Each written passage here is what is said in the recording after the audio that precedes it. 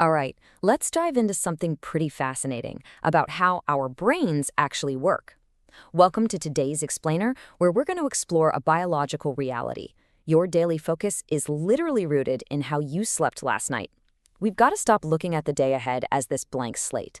It's actually fundamentally shaped by what you did or didn't do while you were in bed.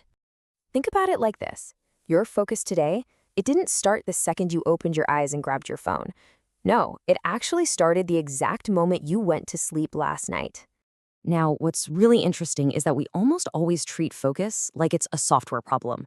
We try to hack our way to peak productivity with like a brand new Pomodoro timer, a cool lo-fi beats playlist, or just a massive cup of coffee. And hey, those things can definitely help. But sleep is the actual biological hardware running underneath all of that. If the hardware is glitching, the software doesn't stand a chance. To really get a handle on this, we're going to break our sleep down into different duration bands. But before we do, I want to be crystal clear about something. This isn't a scorecard. It is absolutely not medical advice, and one rough night of tossing and turning does not define you. These bands, they're simply planning cues. They're here to help you match the difficulty of your day to the actual energy your brain has in the tank, so you can protect whatever focus you do have. So let's start with band 1. This is for when you've had under 4 hours of sleep. If you slept less than 4 hours, you need to treat today strictly as a recovery and safety day, period. Your attention is probably going to feel super jumpy, your reaction times are going to lag, and honestly, those tiny little everyday frustrations are going to drain way more energy than they normally would. Here are your survival tactics. First up, just do the essential work. If you can, delay any high-stakes decisions. You're going to want to double, maybe even triple check your emails, your numbers, your calendar invites. Keep your meetings as short as possible. Look, today is really not the day to try and prove how tough you are. It's just about reducing avoidable mistakes and, frankly, setting yourself up for an early bedtime tonight. And this is incredibly important. If you are feeling severely drowsy, especially if you're about to drive, you have to choose safety over pushing through. Please do not get behind the wheel if you're that exhausted. It is never, ever worth the risk. All right, moving on to band 2. Let's talk about the 4 to under 6 hours range. If you landed in this 4 to 6 hour window, you're looking at what we call a low capacity day. You'll probably make it through the day all right, but pulling off sustained, deep focus, that is going to be incredibly expensive for your brain. So you need to use a very short list. Pick one truly important main task, maybe 2 supporting tasks, and honestly, consider everything else on your plate to be completely optional. Here's the step-by-step for managing that limited capacity. First, schedule the task that requires the absolute hardest thinking for early in the day, before the notifications start rolling in and decision fatigue wipes you out.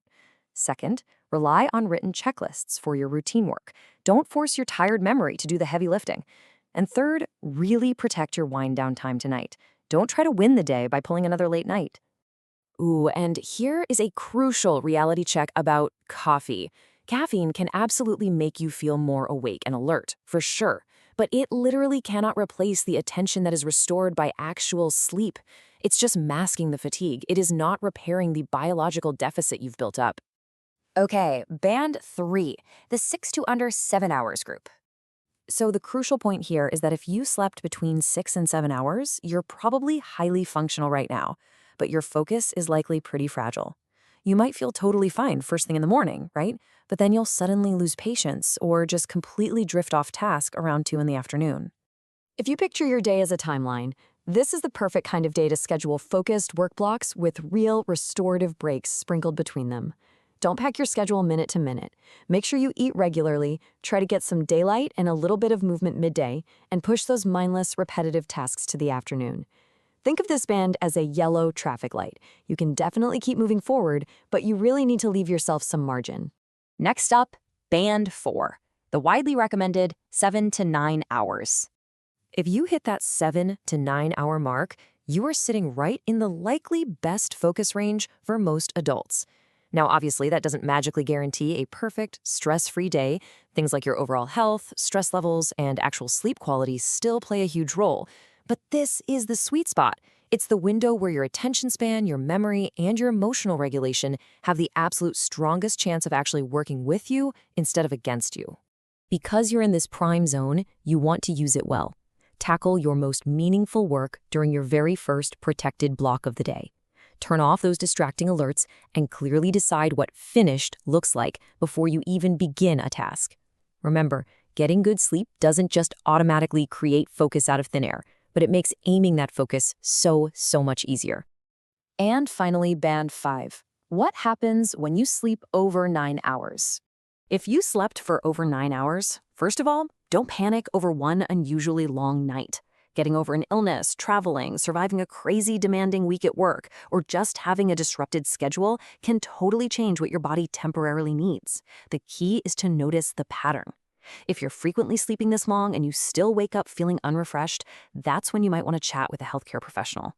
But for today, just begin gently. Drink some water, get some daylight, move your body a bit, and start with one very clear first task. And please keep this in mind. Curiosity is so much more useful here than judgment. Do not treat that extra sleep as some sort of proof that you're just lazy. Listen to what your body is telling you and give yourself a little bit of grace. And this brilliantly illustrates the whole point of this explainer. The true goal here isn't to frantically chase some perfect number on your smartwatch's sleep app. The goal is honest planning. It's about matching the difficulty of your day to the actual energy your brain has available. It's about protecting your safety when you're completely exhausted. And ultimately, it's about building a solid routine that gives tomorrow's focus a fair fighting chance. So ask yourself, what kind of day are you setting up for tomorrow, based entirely on what you do tonight? If this helped you plan a more focused day, like this video, subscribe, and share it with someone who keeps borrowing from tonight's sleep.